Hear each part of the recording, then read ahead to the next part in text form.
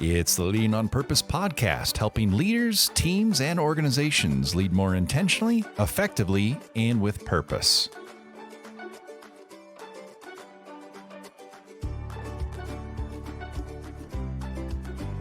Thanks for tuning in and welcome back for part 2 of our conversation on the coaching framework, where we dig into those second 2 phases of how to have a coaching conversation. Enjoy.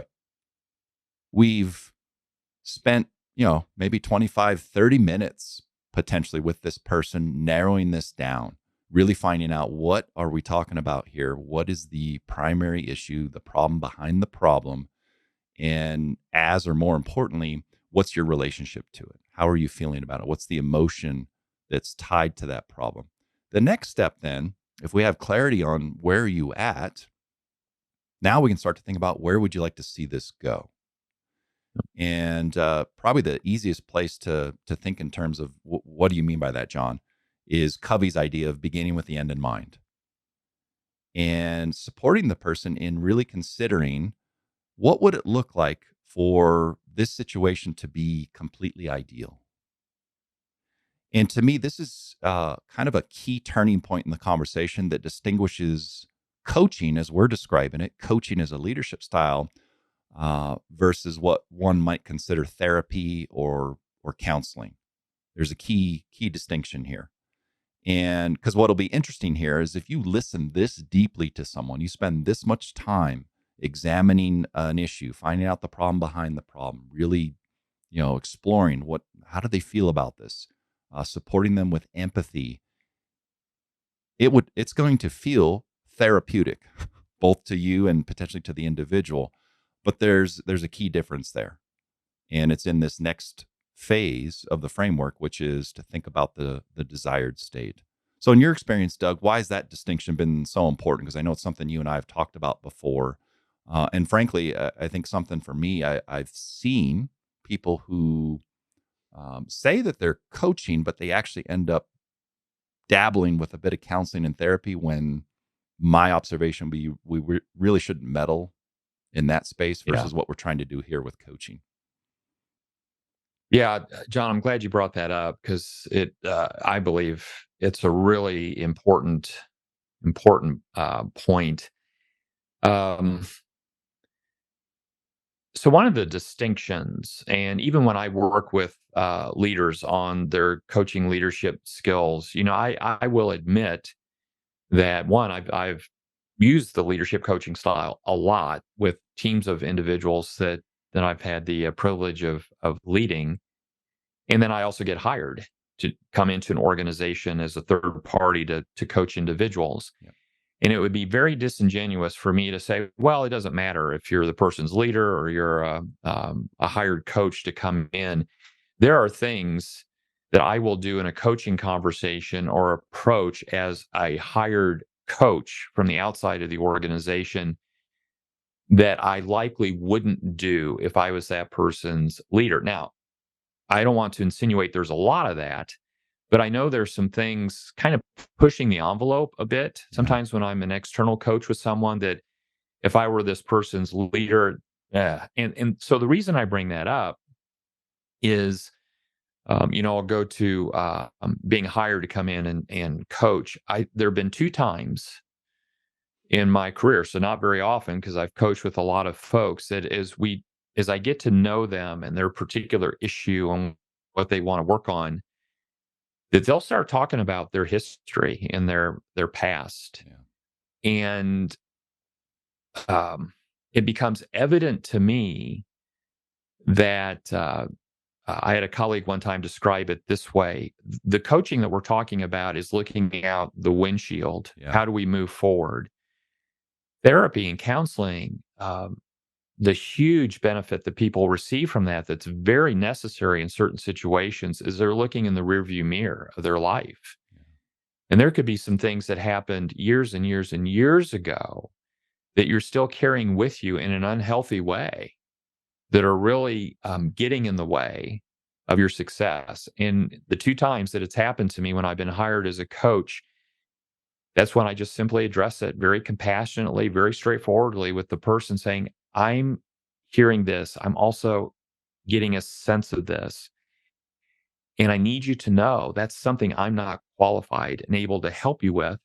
What I can help you with is getting you in touch with the right person, Yeah. because there's some important work that I just believe that you need to take on. And um, yeah, so it's only happened twice in my coaching career. Now I want you to think about, as a leader, having that show up for someone. I think there is a level of sensitivity that has to be there as well. We're not talking, or at least I'm not talking about coaching where somebody comes in and let's say they're having marital issues at home. Um, Maybe what the problem is behind the problem is they're not being successful in getting things done, or the quality of the work is suffering, and say, you know what? I separated from my spouse a few weeks ago, and it's all consuming me. What we're not suggesting here, John, is, oh, okay, now the problem behind the problem is this person's going through a real tough time in their personal life.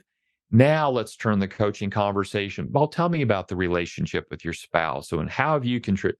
It's not that. And, John, you've known me long enough that one of the basic tenets of my leadership philosophy is we lead and relate to human beings in the workplace, which means they bring all of who they are in their life to the workplace. I also have the belief that in those situations, it's your role as a leader to help get them in touch with the help and support they need to work on that. Because here's the reality: it could be the quality of their work or the issue they're working on is going to be really tough to get better because of this other thing going on in their personal life. So the greatest thing that I can do for that person is to get them in touch with resources that's going to help with that moment in life. So I've had people say, Doug, what are your degrees in? Are you a psychologist? Have you? I said, no, my degrees are all in business administration, and I will never pretend, to be a counselor. And that's dangerous for any human being to do. Yeah. So I'm really appreciate the fact that you brought that up. Chances are it's going to happen very, very rarely. But when you're starting to have these kind of very human, emotional conversations, sometimes it can happen. Yeah. Yeah. So if you're listening to this, you might ask, well, what do I do in that moment? One, and this is something we said earlier, don't deny the impact you're having just by hearing this person out. But Doug, I love your response of, we're kind of at a turning point in the conversation. You've shared something. One, probably the empathetic listening aspect of that would be, and I'm so grateful and appreciative that you had the courage to share that with me. Yep. Really means a lot to me.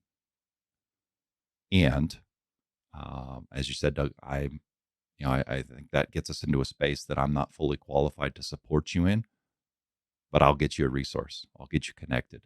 And so you might ask, well, what is that resource? Well, I think most organizations could be an employee assistance program, could be a partner in more the HR realm.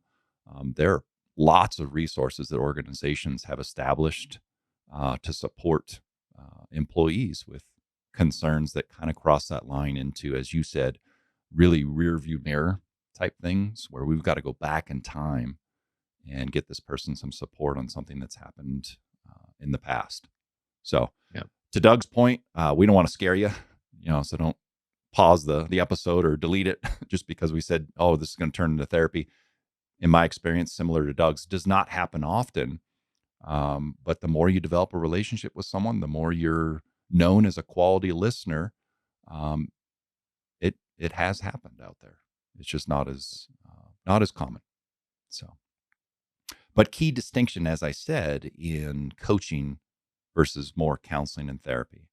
And so this level of listening is going to feel therapeutic for you and the other person. But this key distinction is in this second phase, once we've established the current state, is let's look out the windshield and really think in terms of what would be ideal, begin with the end in mind. Tell me what success would look like. Doug, one of the things that I've seen you do that's really helpful during this phase of the conversation, you've done it with me when I didn't even know you were doing it, frankly. But certainly as we designed some experiences together over the years that we facilitated and really taught leaders how to use this coaching framework was to use imagery. And to me, this is a great point in the conversation to get them, short of closing you might even ask them, close your eyes, really think about this in ideal terms, paint a picture for me on what it would look like if this was ideal. Let's fast forward 60 or 90 days and this problem is no more. What would the situation look like then? Yeah. And so it's such an important thing to do, because if you do it well and they gain clarity around that end in mind, their ability to then back into, well, what stands between where I'm at today and this ideal picture I've just painted, the whole conversation kind of, in my mind, starts to head downhill in terms of their ability to start to really get constructive around what's next. So it gets you on that path when done well. So thoughts around Yeah, this desired state? yeah, and it's every one of these phases we're going to talk about. We're now into the second phase, the desired state, and what goes with that. It's a very distinct difference in the conversation. So I always enjoy the current state because some great insights can come from that. The narrowing of what is the issue, what's your relationship to the issue. At this point with desired state, one of the things I'm looking for is not only what they're saying about the desired state, but the energy around it and their ability to describe it. So, for example, it would not be uncommon to have somebody just kind of dump their bucket about the current state and they get clarity on, okay, here's the real issue that I'm dealing with. And to ask them, well, what would success look like? Just exactly what you described. I've had folks in that moment go, I don't know, because they've been so mired in the muck of what is, they really haven't gone to the place of what could it be? What do I want it to be? Because for some people, if it's such a struggle, they lose hope. That I mentioned before, it's even possible to get out of this. So I've had coaching conversations take a pause here where someone's like, Doug, I don't even know what I want it to be. So I might say, you know what?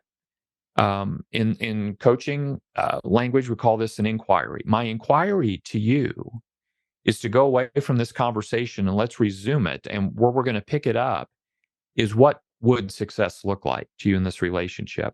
So I've used this little example of a struggle with a colleague. Yeah, Bob. And I don't know about you, John, but I've had some interesting people I've worked with over the years that are kind of a pain in my side, and probably some people would have said the same thing about me. But to be in that kind of relationship where it's just so tense and not productive, and to have them imagine what a great relationship with this person would look like, is just like, are you kidding me? Yeah. This person's a jerk. They're incompetent, blah, blah.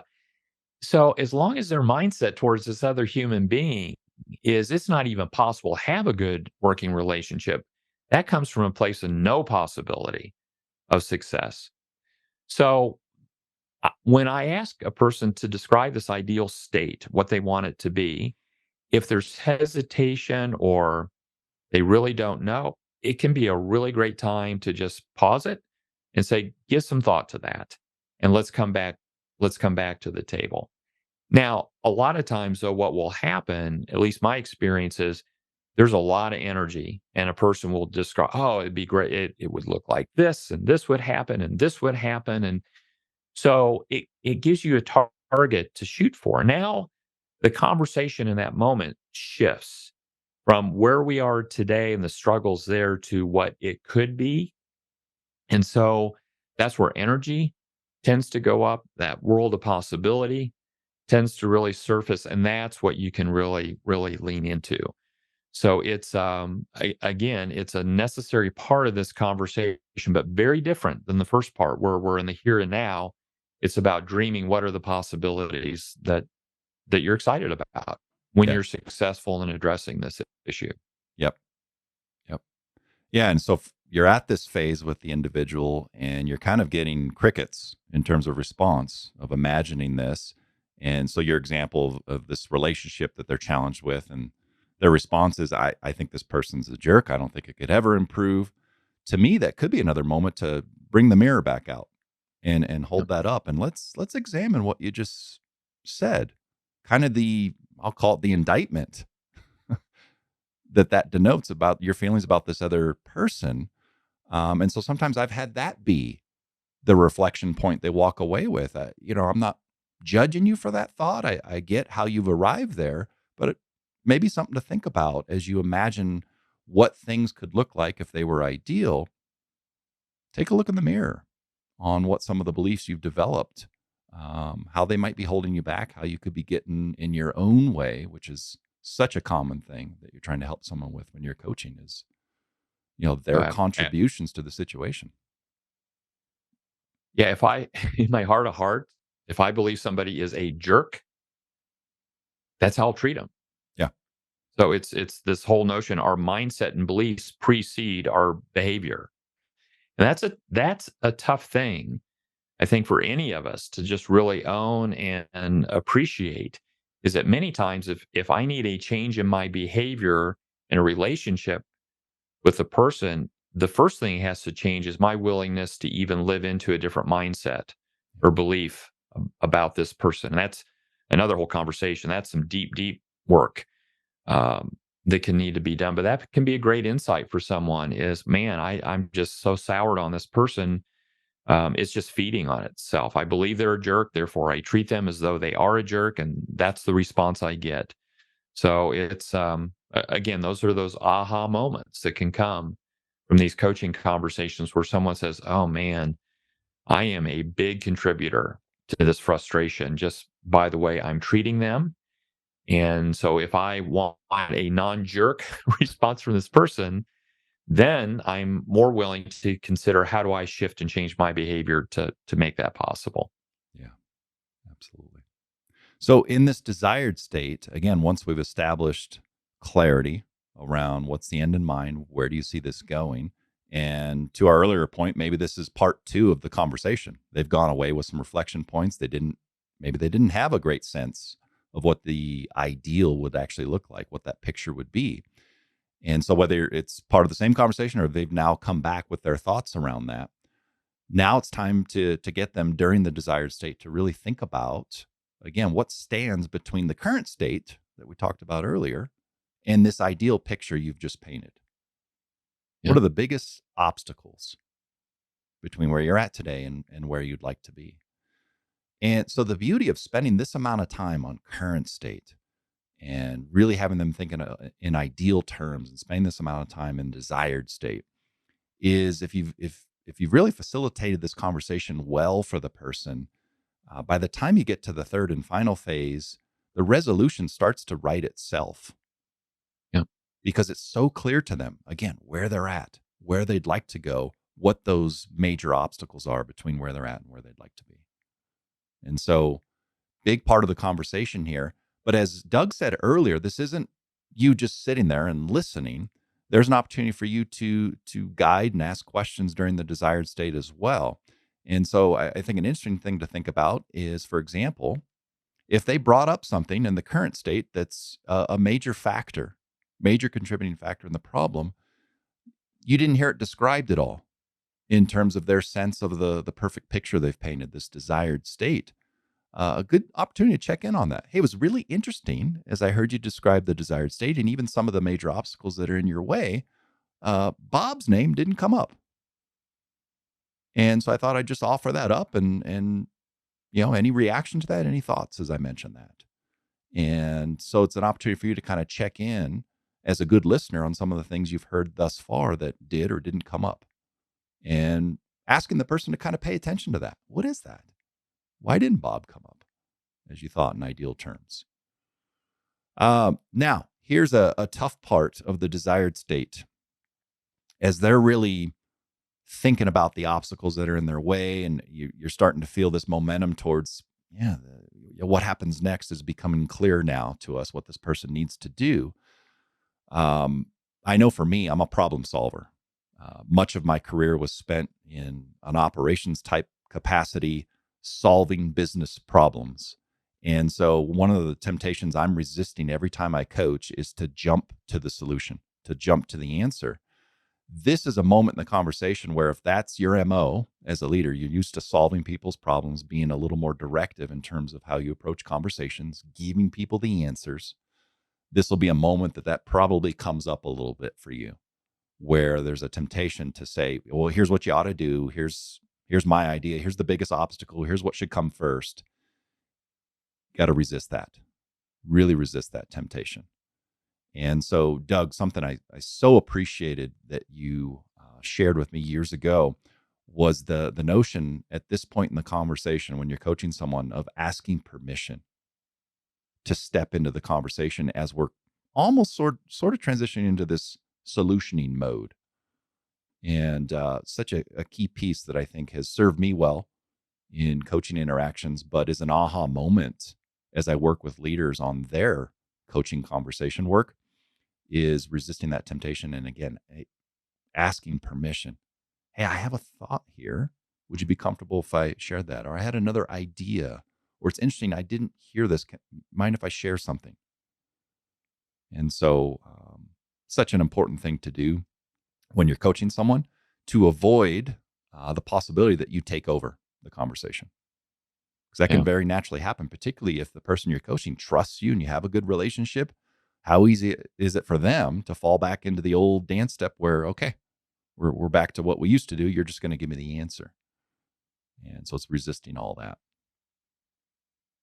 John, as you're describing some of the challenges at this part in the conversation, and particularly, a lot of our context that we've used in talking about this today is kind of that traditional leader coaching a member of his or her team. One of the more humbling parts of a coaching conversation for a leader, speaking from personal experience, is that they're talking about the obstacles that they're facing and what needs to be addressed to get to that ideal state. Is sometimes, as a leader, you're part of the issue. So let's say that I have a member of the team that's just really struggling to get X project done. What if one of their obstacles to just knocking this project out of the park and getting it done on time and serving the organization well is that as the leader, I have not provided the level of clarity that I should have in terms of this particular project. I haven't resourced it appropriately. I did not recognize a particular skill set that this project required, that this person at this point in their career hadn't really developed. And so it takes a level of humbleness and willingness as a leader sometimes use this coaching leadership style, because what could be on the table is that you, as their leader, are one of those obstacles that needs to be addressed. Now, you talk about if you have a high trust relationship, and John, I wish I could sit here today, say the majority of leaders that I've worked for in my career, I had this kind of relationship where I would have felt comfortable looking them in the eye and go, you know what, John? A contributing factor to this, what's keeping me from really achieving what I hope to achieve with this project, is your leadership around X or whatever it is. I've had some leaders that I so appreciate and admire, and to this day, I was going to use the word love. I'll use the word love. Yeah. It's that kind of relationship. Now, if you have a sense as a leader in this coaching conversation, it's like, oh, wow, maybe I am part, bring it up. Have the courage to bring it up. And if you suspect, it's like, John, as I'm listening to you talk about your frustration about this project, what's coming to me, what's sitting there for me is, have I really done the job I owed you in terms of resourcing this and providing you the development you need? I'm concerned that I have not served you well. And is that true for you? Now, John, that doesn't guarantee the person's going to go, yep, that's part of it. You might get the, bobblehead response, or just, no, you're a great boss. It's fine. It's me. But just be aware that that can be part of this conversation as well. Is, am I contributing to this and playing a role? And you talk about having the need to have a strong relationship to make that happen. That is so important here. Yeah. Yeah. So we mentioned earlier the power of listening, the impact that that has on the person, the power of vulnerability during this conversation. Because what you just mentioned, that example of I'm listening so deeply that what occurs to me as the coach in this situation is that maybe I'm a major contributing factor, and you bring it up. Not only does that demonstrate to the other person that you're really paying attention, you're fully present, listening at a high level, but your willingness to be vulnerable and to own that, in my experience, can create a breakthrough, not just in the conversation, but oftentimes in the relationship. And so I think it's a great. Well, if I can just tag one more thing on that, then because we've talked several times around fight that temptation to go into problem solving mode. So I'll just build on this example of I'm getting in the way of their success on a project. And let's say that one of the obstacles that's keeping us from that ideal state, the desired state, is the quality of communication that I'm having with the person around the project. Now, knowing myself, what would be a natural tendency is, oh, one, let me apologize to you. I'm sorry I messed that up. How about if I do X, Y, and Z to fix that? Well, now we're taking over.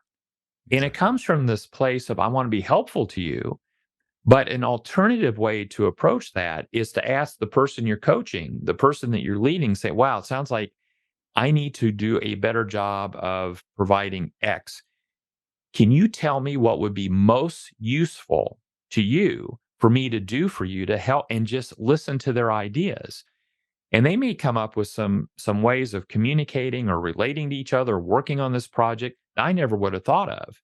And maybe the ideas I had about how I could more effectively contribute don't meet your needs. So the more you can turn it over to them, get their insights, their action items, their ideas, even if it involves my leadership, you're going to be in a much better place than if you're to force some ideas on them. Like if I say, well, how about every morning when you get here at 8 o'clock, let's meet for 15 minutes just to check in on the day.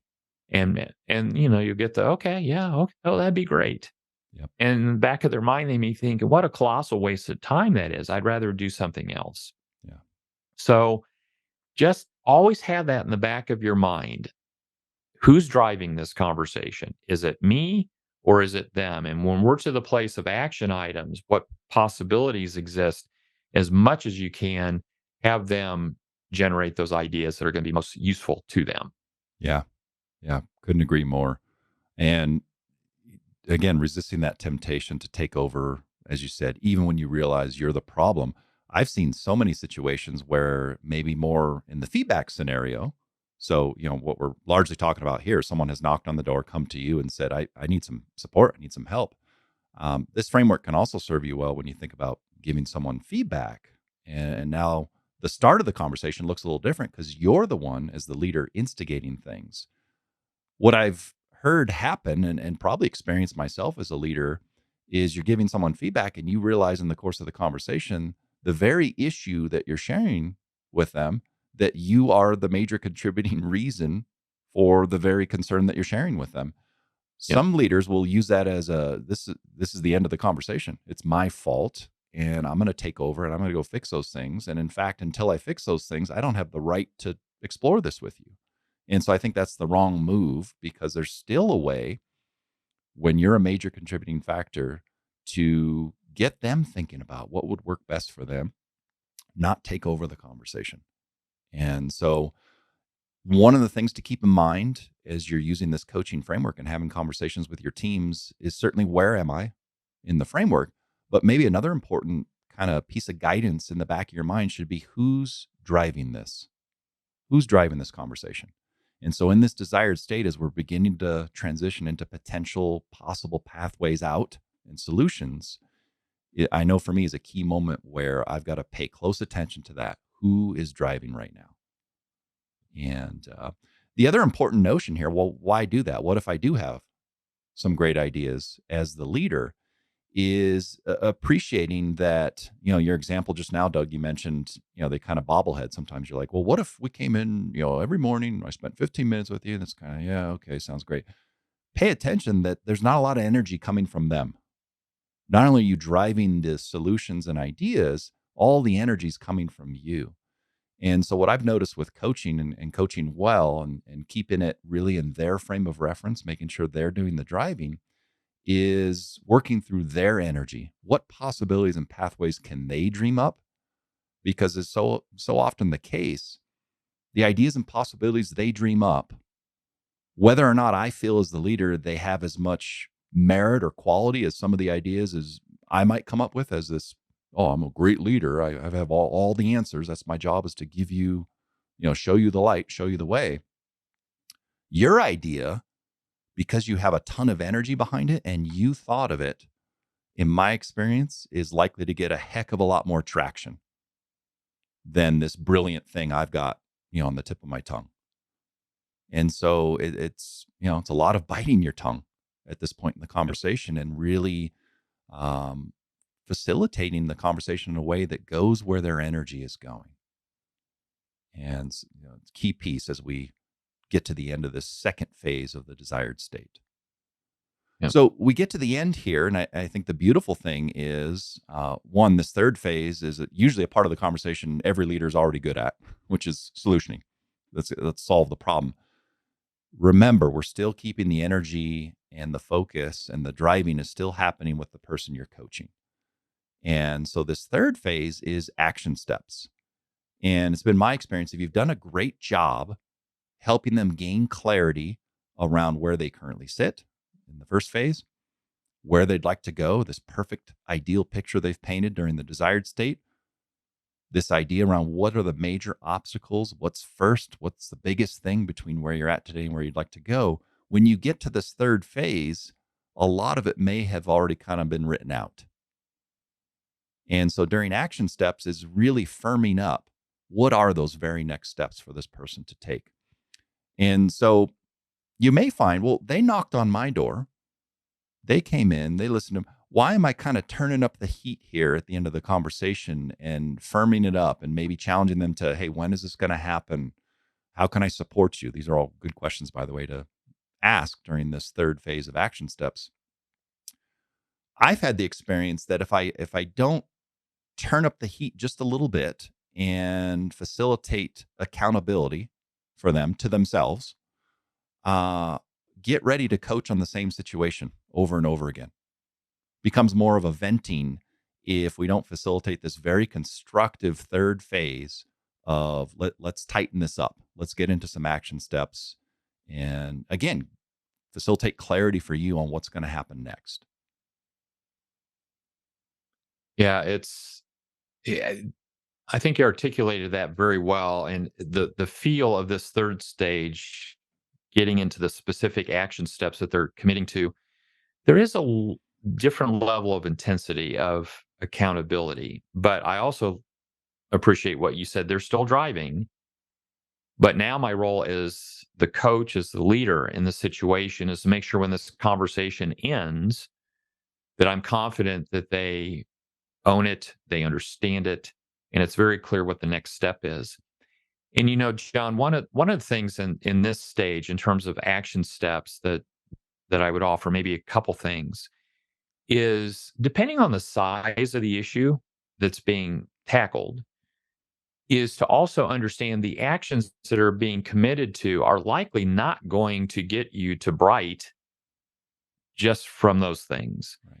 And in fact, if it's an issue it can almost seem overwhelming to a person. I can't tell you how many times in my coaching, whether it's people I'm leading or folks I've been hired to coach, the issue is so important to them. They've been carrying it for a while. They want to make progress. And, I almost hate to say it, the old cliche, how do you eat an elephant? Well, one bite at a time. Right. So sometimes these action steps are, what's that next bite? What's that next step? And even the step doesn't necessarily have to be huge if the situation merits it, but it's moving forward. You want to get that momentum of moving forward, of a sense of progressing towards that ideal state. So we're not looking for that big home run idea that's going to solve it all. Sometimes what's being agreed to is just the natural next step that's getting us closer. The other thing related to that is, sometimes people say, well, what if I leave a coaching conversation, they only have one action item? That doesn't seem very productive. Yeah, did I do my job? Right. And well, we better have a list of at least 10 things that they're going to do to fix this. It's like, I I would much rather have somebody leave that with real clarity and commitment to one action Yeah. than to leave with a laundry list of 10 things and not get any of them done or not be committed to all of them. I can tell you, you're going to be in a much better odds of them being successful if they just work on that next one thing or two things that they're excited about versus the long laundry list. Yep. Yeah. Yeah. Your notion around eating an elephant one bite at a time. There's some tenets of this in research that's been done around what creates psychological breakthroughs for people as they face problems. And a lot of what has to happen is breaking down a problem to its largest, most manageable piece that someone can actually feel like they can tackle. And that's where you're going to find someone, finds a lot of energy, a lot of excitement, and probably most importantly, the likelihood that they're actually going to take that step after the conversation. And so that's what you're after here in this idea of, one bite at a time when it comes to what could be an elephant to them from where we first started. So the action step piece should also include you having yourself invested in their success. And so oftentimes an easy question is just, is there anything I can do between now and that date, or following up with you after that, whatever it looks like? How and when should we follow up on this? Yep. And so it's a great way to just offer that up. Again, not telling them what you think you should do, but asking and still allowing them to do the driving. But I think offering that level of support not only helps with accountability, but lets them know, hey, I'm very compassionate about this situation that you're facing, not just empathetic. I want to help you be successful if there's a role that I can play for you. So, Well, John, when we at the very beginning of this conversation around the framework, one of the things that I mentioned is, let's begin at the beginning, but I also mentioned there's a cyclical nature to it, and that's yes. exactly what you just described. So if you imagine you just had this great coaching conversation with someone that they've identified what the issue is in the current state, their desired state, the obstacles that are there, they've done a great job of identifying the next steps to get closer to that. When we sit back down together for the next coaching conversation, guess where we start?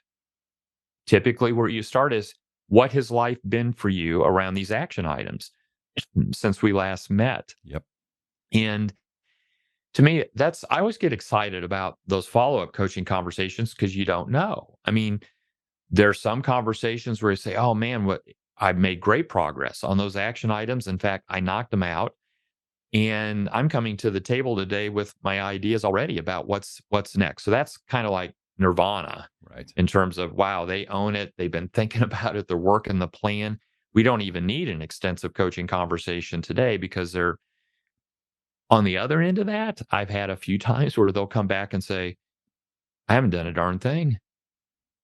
Yeah. Now, John, that's the moment in a relationship with any other human being, whether it's somebody on your team or a colleague, a child, whoever. A natural tendency might be, are you kidding me?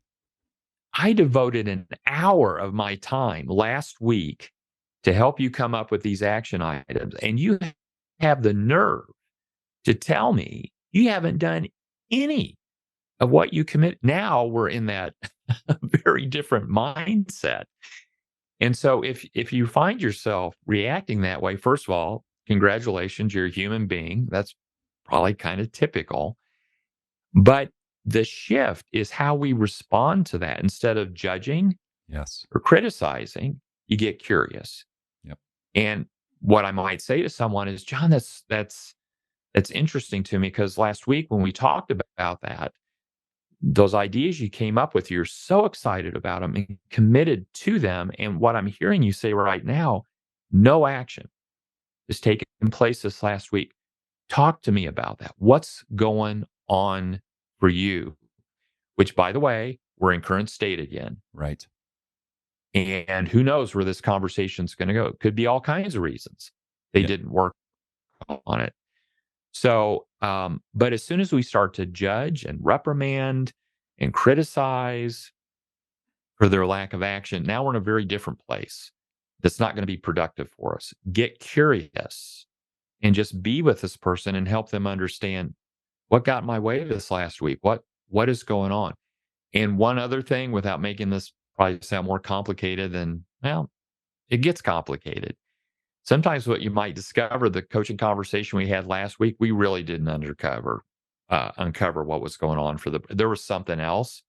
And so the action items we came up with, we really weren't at the true problem. I've had that happen a few times. One, I can think about a person that was on my team, and eventually what came out is they were just kind of done. They lost their excitement for the organization and what they were doing, and they wanted to take their career a totally different direction. And well, there's no action plan. We're going to come up on their project list to get things done if their heart's not into it. Yeah. And so that just, those moments can happen, but that's the cyclical nature of this model. And it allows you to continue to coach them. And it's all about their progress, all about the action items and moving forward. Yep. Yeah. So one other wrinkle of complexity that can come up is not only during the next follow-up conversation where you're back to current state, could you find out, boy, we missed something the last time we talked. That can happen during the conversation. And so just paying attention to, is there something new as you transition from the current state into the desired state that has come up for this person that, oh, wait a minute, that's new information and it sounds pretty important. Let's make sure we take a look at that. So the number of times I find myself in a coaching conversation saying, what else? I find myself saying that all the time. And it's a really helpful way to make sure, or try to make sure that we haven't missed anything. And so just something you might think about. In terms of action steps, a couple other thoughts there. One would be managing your expectations. And we've kind of danced around this a little bit, but coming away with this, beautiful SMART action plan that's got 10 pieces to it, and it's 3 months of work that'll be done with detailed tactics, probably not going to pan out that way. And so managing your expectations as the coach, is it okay if what we end up with is they've got to go back and think about a couple things? That could be an extremely worthwhile action step.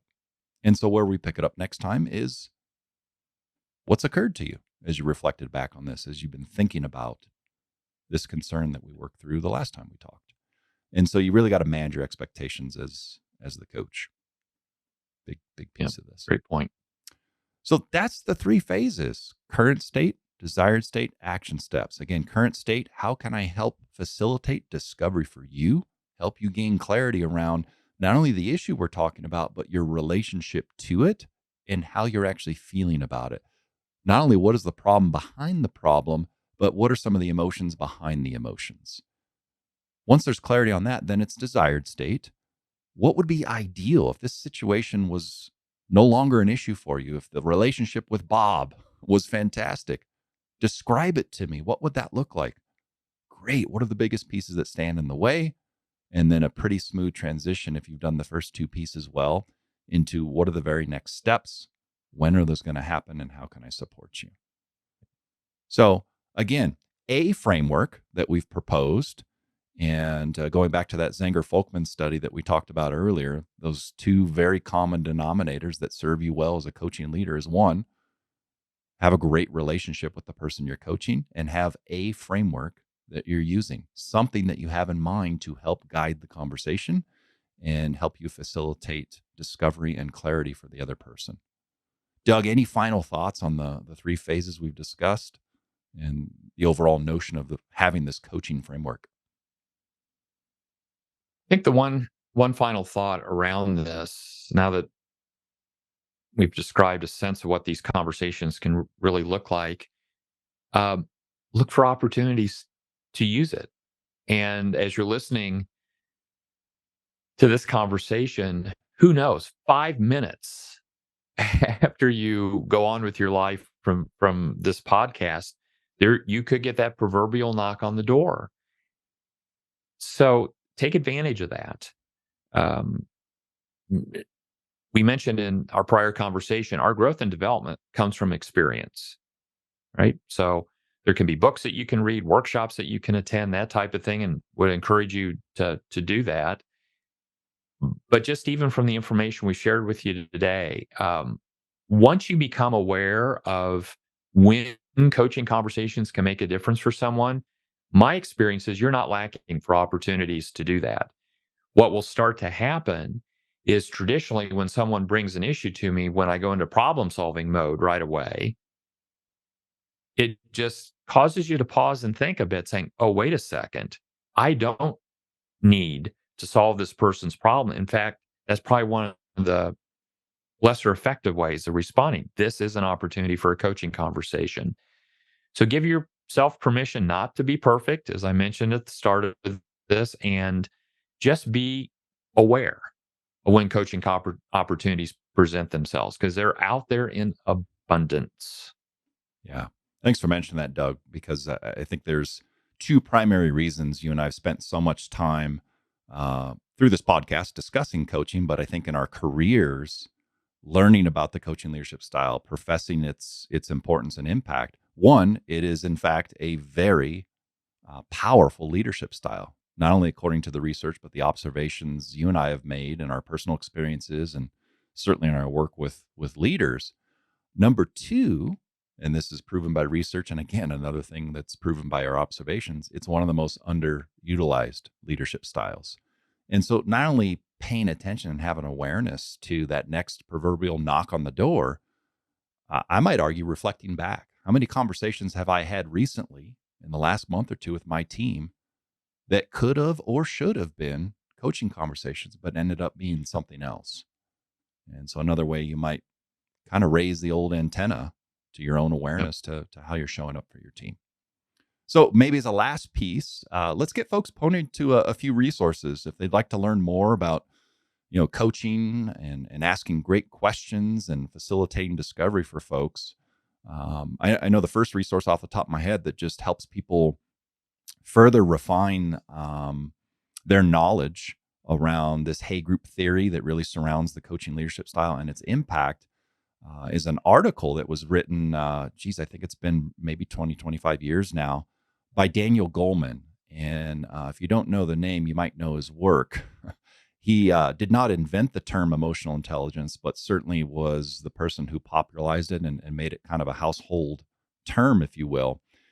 He had done a lot of work research-wise in conjunction with the Hay Group. And so when the Hay Group really talks about the emotional resonance, the reason why some leadership styles create an emotional connection versus others that don't, Daniel Goleman was in fact involved in a lot of that work. So anyways, I mentioned his name because he wrote an article for Harvard Business Review that's now 20, 25 years old called Leadership That Gets Results.